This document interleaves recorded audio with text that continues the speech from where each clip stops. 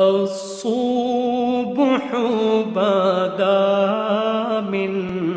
طلعته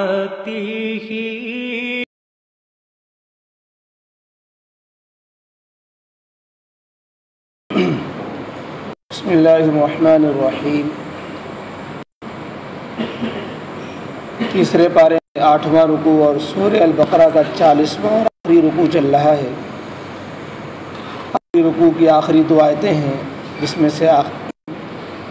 آیت نمبر 285 ہے، آمن الرسول بما انزل الیہ من ربہ والمؤمنون۔ اعوذ باللہ من الشیطان الرجیم، بسم اللہ الرحمن الرحیم۔ آمن الرسول بما انزل الیہ من ربہ والمؤمنون کل آمن باللہ وملائکتہ وکتبہ ورسلہ لا نفرق بین احد من رسلہ وقالوا سمعنا واطعنا غفرانک ربنا والیک المصیر۔ صدق اللہ العظیم۔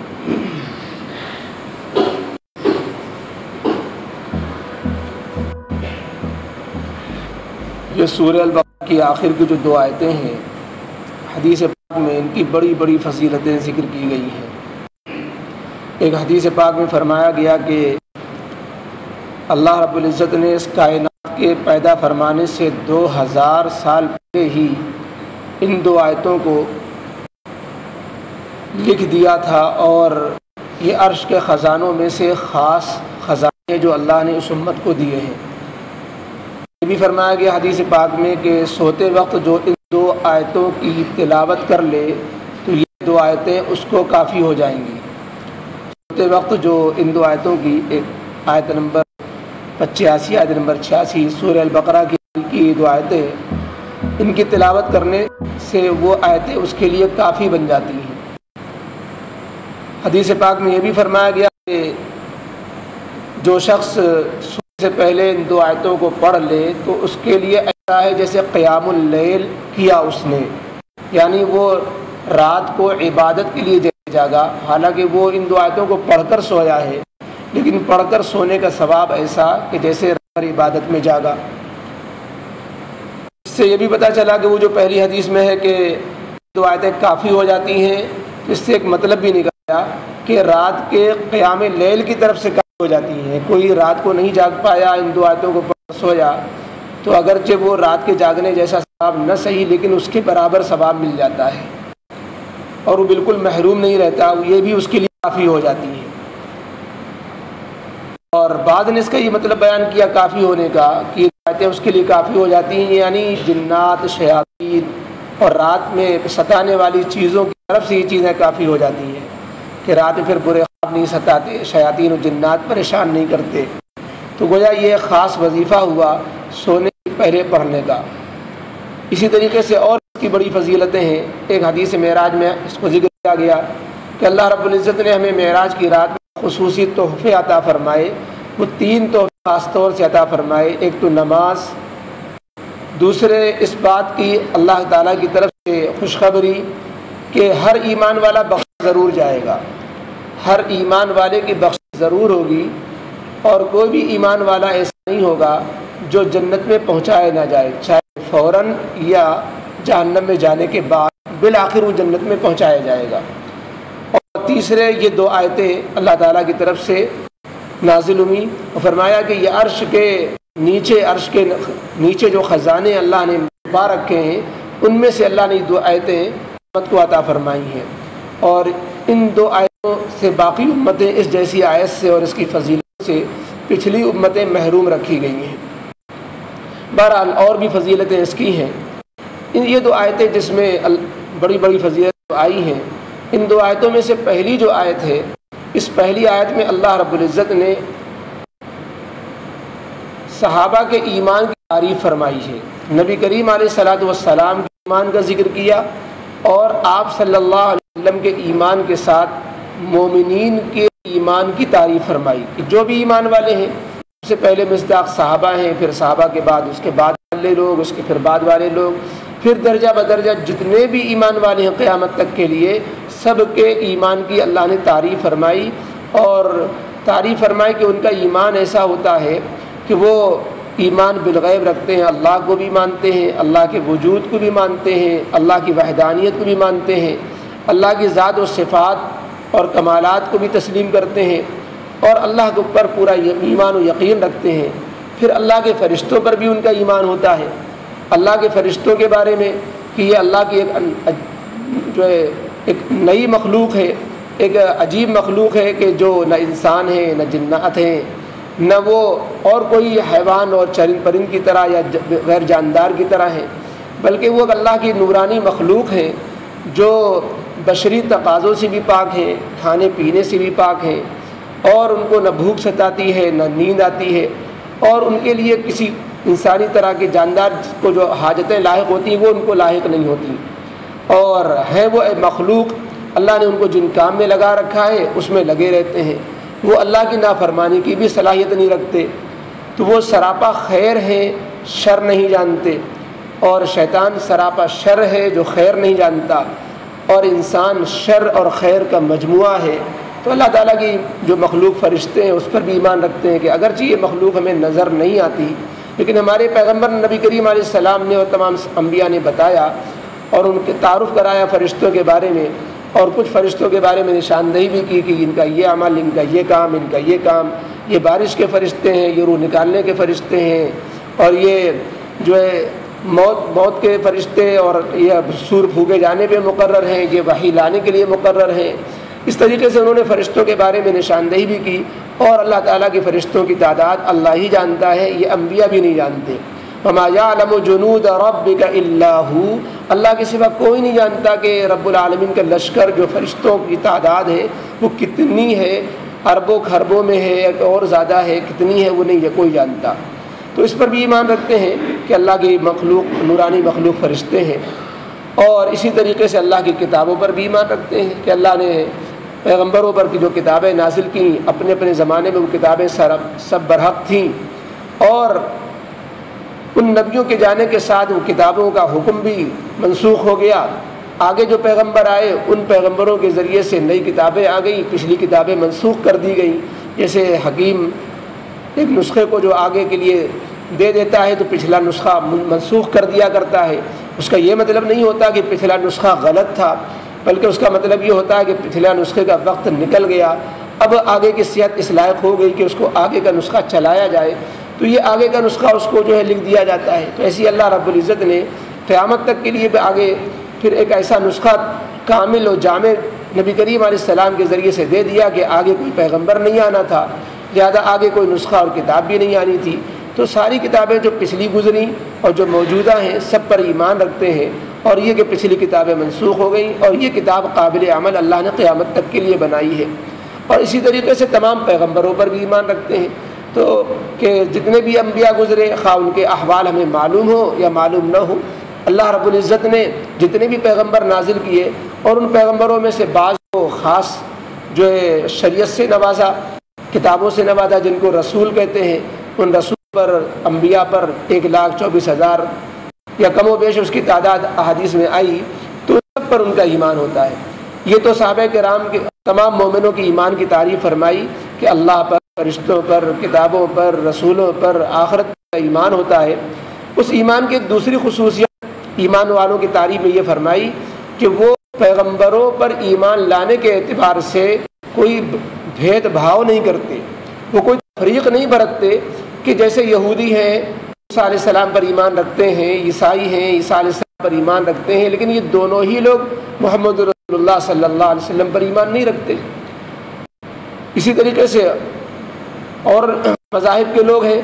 لیکن مسلمان جو ہیں ایمان والے لوگ ہیں وہ کسی پیغمبر کا انکار نہیں کرتے، وہ جیسے اپنے پیغمبر محمد مصطفیٰ صلی اللہ علیہ وسلم پر ایمان رکھتے ہیں، موسیٰ علیہ السلام پر ایمان رکھتے ہیں، عیسیٰ علیہ السلام پر بھی ایمان رکھتے ہیں، اور جن پیغمبروں کو دنیا کہتی ہے پیغمبر گزرے ہیں تو اگر ان کے بارے میں واضح نہیں ہے تو وہ اجمالی طور پر یہ عقیدہ رکھتے ہیں کہ جو بھی پیغمبر تھے خواہ ہمیں ان کے بارے میں معلوم ہو نہ معلوم ہو۔ اب مثلا کوئی کہنے لگے کہ کرشن جی جو ہے پیغمبر تھے، یا کوئی اور کہے کسی اور کے بارے میں کہے کہ وہ فلانے پیغمبر تھے، تو یوں کہیں گے کہ بھائی ہم ان کے بارے میں یہ نہیں جانتے وہ پیغمبر تھے نہیں تھے، ہم تو جتنے پیغمبر تھے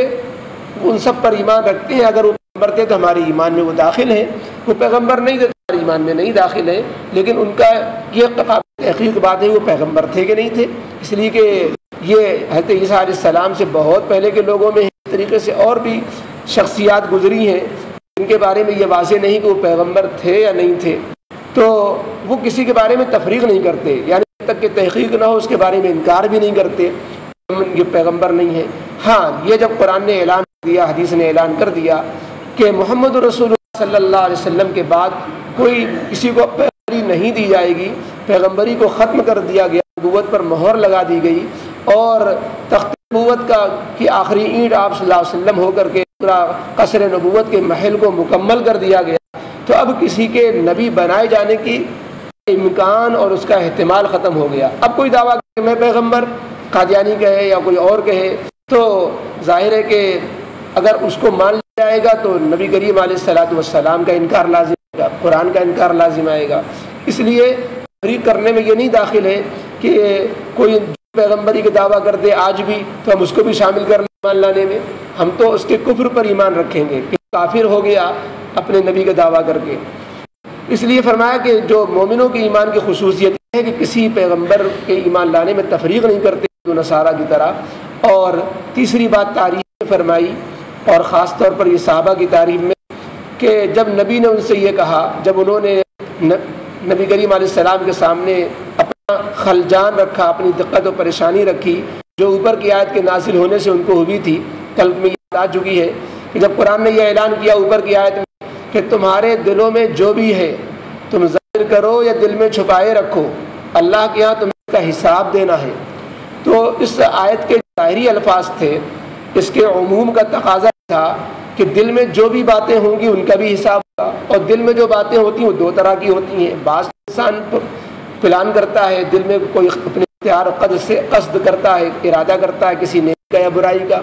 لیکن بعض چیزیں بغیر اختیار کے دل میں آ جایا کرتی ہیں، وساوس ہوتے ہیں، خیالات آتے ہیں، بلکہ بعض دفعہ انسان چاہتا ہے یہ خیال نہ آئے پھر بھی آتا ہے، تو اب اگر سب خیالوں پر اللہ کا حساب ہوگا، اللہ کا حساب ہوگا تو بڑی مشکل پیش آئے گی۔ یہی دقت پریشانی نبی کریم علیہ السلام کے ساتھ صحابہ نے رکھی کہ اللہ ہمارے اپنے ارادے اور قصد کے خیالات ہوتے ہیں ان کا تو ہم قابو کر سکتے ہیں، لیکن جو غیر اختیاری خیالات دل میں آتے ہیں، وسوسے آتے ہیں، اگر ان پر بھی حساب ہونے لگا تب تو ہم بڑی مشکل میں پڑ جائیں گے، اور ہماری نجاتی کا پھر کوئی سامان ہی نہیں رہ جائے گا، ہماری نجات مشکل ہو جائے گی۔ تو نبی کریم علیہ السلام نے ان کو مشورہ دیا، حالانکہ نبی کریم علیہ السلام جان رہے تھے اوپر کی آیت کا مفہوم کیا ہے، لیکن چاہتے تھے کہ اللہ کی طرف سے ان کے سوال کے جواب میں کوئی چیز اترے، تو اللہ نے دو آیتیں اتاری، تو اس میں ایک میں تو ان کی تعریف فرمائی صحابہ کی کہ نبی نے ان سے کہا کہ تم نہ تو دقت محسوس کرو، نہ تم کوئی اشکال و خلجان پیش کرو، بلکہ تم صبر و تسلیم سے کام لیتے ہوئے یوں کہو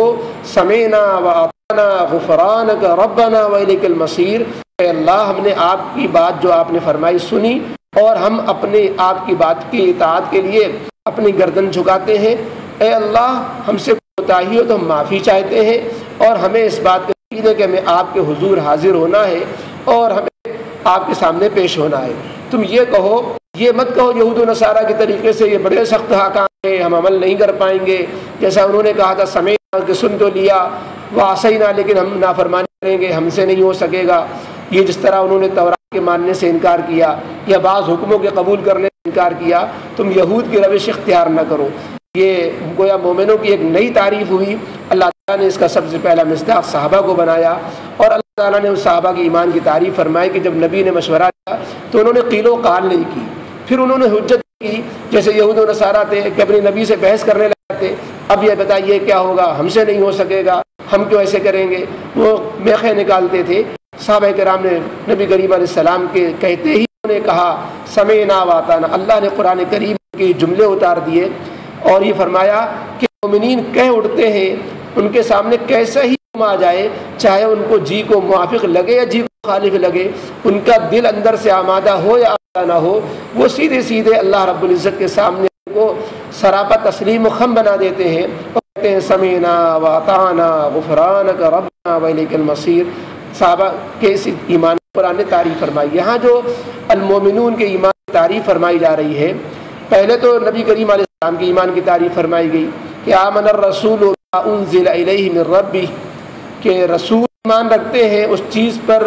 جو اللہ رب العزت کی طرف سے ان کی طرف نازل ہوا، جو دین، جو قرآن شریعت اللہ نے خود رسول پہ اتاری، تو رسول کا مشاہدہ ہے، رسول پر تو جبریل علیہ السلام کی آمد ہے، اللہ کی طرف سے پیغام ہے اور اللہ رب العزت کی طرف سے وحی کی صورت ہے، تو وہ ان کا ایمان تو ایمان بالمشاہدہ بھی ہوتا ہے، اور ان کا ایمان کا کوئی مومن کے ایمان کے مقابلے میں ان کا ایمان بہت بڑا ہوا ہوتا ہے، بڑھتا ہی رہتا ہے، جو وحی نازل ہوتی رہتی ہے ان کا ایمان ترقی کرتا رہتا ہے۔ آگے اللہ تعالیٰ نے مومن کی تعریف اسی میں جوڑ دی کہ رسول ایمان لائے جو اللہ رب العزت کی طرف سے ان کے اوپر اتارا گیا ہے، یعنی قرآن، اور مومنین بھی ایمان رکھتے ہیں۔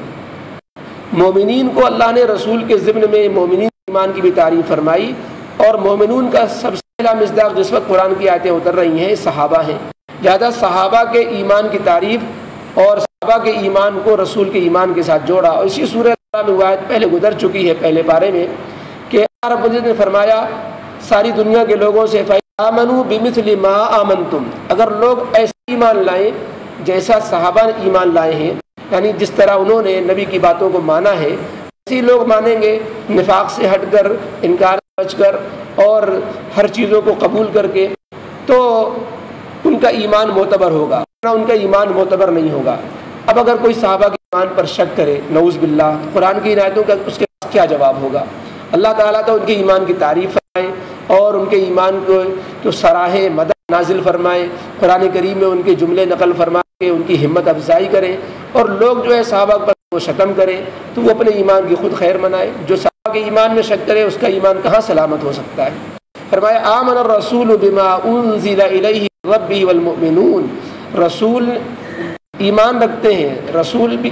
نے اعتقاد کر لیا، رسول نے مان لیا، آمنہ مانے ایمان لے آنا، مان لینا، اعتقاد کر لینا، تو رسول ایمان رکھتے ہیں ان باتوں پر،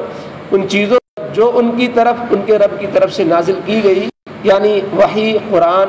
اور شریعت۔ المؤمنون، اور باقی مومن بھی ایمان رکھتے ہیں، یہ ان کے ایمان کا اجمالی اعلان ہوا، ان کے یعنی ایمان کا مجمل طریقے پر جو اللہ تعالیٰ کی طرف سے بات فرمائی گئی۔ آگے ان کے ایمان کی تفصیل کہ رسول اور مومن لوگ جو ایمان رکھتے ہیں کن باتوں بھی ایمان رکھتے ہیں۔ یہاں پر اللہ تعالیٰ نے رسول کے ایمان کو الگ اور مومنین کو ایمان کو الگ کر کے بیان کیا ہے، یعنی اس طرح کہ رسول کے ایمان کو پہلے کہا کہ رسول ایمان رکھتے ہیں قرآن پر، ان چیزوں پر، اور پھر کہا کہ مومنین بھی ایمان رکھتے ہیں۔ حالانکہ اگر دونوں کے ایمان کو جوڑ کے کہتے تو اس طرح کہا جاتا تھا آمن الرسول والمؤمنون، رسول اور مومن لوگ ایمان رکھتے ہیں، لیکن اس کو الگ الگ اس لیے کر دیا کہ دونوں کے ایمان میں زمین و آسمان کا فرق ہوتا ہے۔ رسول کا ایمان جو ہے کہیں ہوتا ہے اور مومنین کا ایمان اس کے مقابلے میں بہت ادنا ہوتا ہے، تو رسول کا ایمان بہت اعلیٰ، مومنین کا ایمان بہت ادنا، کیونکہ مومنین کا ایمان اعتماد کی بنیاد پر ہوتا ہے اور ایمان بالغیب ہوتا ہے، انہوں نے جنت کو دیکھا ہوتا ہے، نہ دوزخ کو، نہ فرشتوں کو، اور نہ اللہ تعالیٰ کی طرف سے ان پر وحی ہوتی ہے۔ اور رسول کا ایمان جو ہوتا ہے مشاہدے کے ساتھ ہوتا ہے، اور مشاہدہ کہتے ہیں دیدہ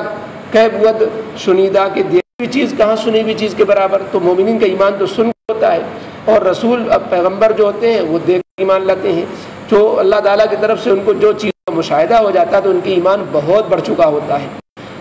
تو اس لیے دونوں کو الگ کر کے بیان کیا۔ آگے ان کے ایمان تفصیل، رسول اور مومنین جن باتوں پہ ایمان رکھتے ہیں ان کو فرمایا کل آمن باللہ وملائکتہ وکتبہ ورسلہ،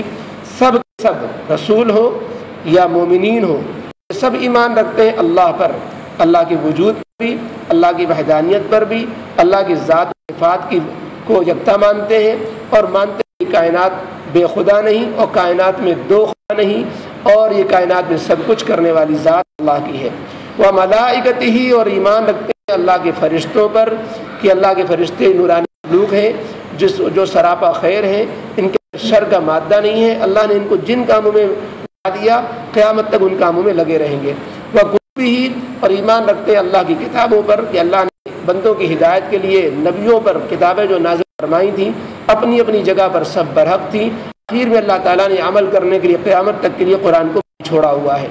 ورسلہ، اور ایمان رکھتے ہیں اللہ کے پیغمبروں پر کہ اللہ تعالیٰ نے انسانوں کی ہدایت کے لیے کچھ انسانوں کو چنا جن پر اللہ نے اپنی وحی بھیجی، فرشتے جبریل علیہ السلام کو بھیجا، اور وہ بندوں کی ہدایت کا ذریعہ بنے۔ کتنے پیغمبر ہوئے؟ تو مومنین کا ایمان کہتا ہے لا نفرق بین احد من رسلی، ہم اللہ کے پیغمبروں میں سے کسی ایک کے درمیان بھی تفریق نہیں کریں گے کہ اس ایک کو اپنے درمیان اس کو پیغمبری کے ایمان سے نکال دیں اور اللہ کے پیغمبروں کے بارے میں یوں کہیں ان کو تو مانیں گے اور ان کو نہیں مانیں گے۔ یہ ان کے یہاں نہیں ہوتا۔ مومنوں کے یہاں جو یہ مسلمان ہوتے ہیں وہ سب پیغمبروں پر ایمان رکھتے ہیں، اطاعت و اتباع یہ آخری پیغمبر کے لیے اللہ کے حکم سے کرتے ہیں۔ وقالوا سمعنا واطعنا، اور تیسری تعریف کی بات ان کی یہ ہے کہ اگر انہوں نے نبی نے ان سے کہا کہ تم بغیر کہ تمہیں جو دقت و پریشانی ہے اس کو تم ظاہر ہو، تمہارا دل راضی ہو نہ راضی ہو، تم اللہ تعالیٰ کی طرف سے جو بات کہی گئی اس کے لیے سمعنا واطعنا کہو۔ چنانچہ صحابہ نے کہا وقالوا، اور یہ مومنین بول اٹھتے ہیں سمعنا کہ ہم نے اللہ کا حکم سن لیا، واطعنا اور اسے قبول کر لیا، غفرانک ربنا اے پروردگار ہمارے اب ہمیں معاف فرما دے اگر ہم سے خطا کوتاہی ہو، وإلیک المصیر اور اے رب ہمارے تیرے ہی طرف ہمیں کر لوٹ کر جانا ہے۔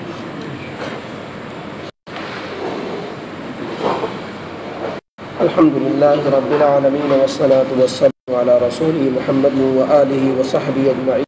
اللهم صل على محمد وعلى آل محمد كما صليت على إبراهيم وعلى آل إبراهيم إنك حميد مجيد۔ اللهم بارك على محمد وعلى آل محمد كما باركت على إبراهيم وعلى آل إبراهيم إنك حميد مجيد۔ ربنا آتنا في الدنيا حسنة وفي الآخرة حسنة وقنا عذاب النار۔ ربنا لا تجعلنا فتنة للقوم الظالمين ونجنا برحمتك من القوم الكافرين۔ ربنا افرغ علينا صبرا وتوفنا مسلمين۔ ربنا افرغ علينا صبرا وثبت اقدامنا وانصرنا على القوم الكافرين۔ ربنا اننا سمعنا مناديا ينادي للايمان ان امنوا بربكم فآمنا۔ ربنا فاغفر لنا ذنوبنا واغفر عنا سيئاتنا وتوفنا على الابرار۔ ربنا وآتنا ما وعدتنا على رسلك ولا تخزنا يوم القيامة إنك لا تخلف الميعاد۔ ربنا آتنا من لدنك رحمة وهيئ لنا من أمرنا رشدا۔ رب اشرح لنا صدورنا ويسر لنا أمورنا واحلل عقدة من لساننا يفقه قولنا۔ رب زدنا علما، رب زدنا علما۔ الله رب ارحمهما كما ربياني صغيرا۔ رب أدخلني مدخل صدق وأخرجني مخرج صدق واجعل لي منك سلطانا نصيرا۔ ربنا اغفر لنا ولإخواننا الذين سبقونا بالإيمان ولا تجعل في قلوبنا غلا للذين آمنوا ربنا إنك رؤوف رحيم۔ ربنا أتمم لنا نورنا واغفر لنا إنك على كل شيء قدير۔ ربنا هب لنا من أزواجنا وذرياتنا قرة أعين واجعلنا للمتقين إماما۔ ربنا اصرف عنا عذاب جهنم إن عذابها كان غراما إنها ساءت مستقرا ومقاما۔ اللهم إنا نسألك الهدى والتقى والعفاف والغنى۔ اللهم إنا نسألك الجنة وما قرب إليها من قول أو عمل۔ اللهم إنا نعوذ من سخطك والنار۔ اللهم إنا نسألك حبك وحب من ينفعك حبك۔ اللهم إنا نسألك العفو والعافية في الدنيا والآخرة۔ اللهم إنك عفو كريم تحب العفو فاعف عنا يا كريم۔ اللهم إنا نسألك الفوز بالسعادة۔ اللهم إنا نسألك علما نافعا وعملا متقبلا ورزقا واسعا وشفاء من كل داء۔ اللهم إنا نسألك إيمانا كاملا ويقينا صادقا وقلبا خاشعا وعملا متقبلا۔ اللهم إنا نسألك اللهم بارك لنا في الموت وفيما بعد الموت۔ اللهم لقنا حجة الإيمان عند الممات۔ اللهم لقنا حجة الإيمان عند الممات۔ اللهم من أحييته منا فأحيي على الإسلام ومن توفيته منا فتوفه على الإيمان۔ اللهم عذب الكفرة والمشركين واليهود والهنود والنصارى والإسرائيل والمجوسيين۔ اللهم شتت شملهم، اللهم مزق جمعهم، اللهم دمر ديارهم، اللهم خالف بين كلمتهم وألق في قلوبهم الرعب وأنزل عليهم رجزك وعذابك۔ اللهم خذهم أخذ عزيز مقتدر۔ اللهم أعز الإسلام والمسلمين، اللهم انصر الإسلام والمسلمين. اللهم إنا نسألك الخير لكل مسلم ومسلمة. اللهم إنا نسألك الخير لكل مسلم ومسلمة في كل آن وفي كل مكان. اللهم من أحييته منا فأحيي على الإسلام، ومن توفيته منا فتوفه على الإيمان. وصلى الله تعالى على خير خلقه محمد وآله وصحبه أجمعين برحمتك يا أرحم.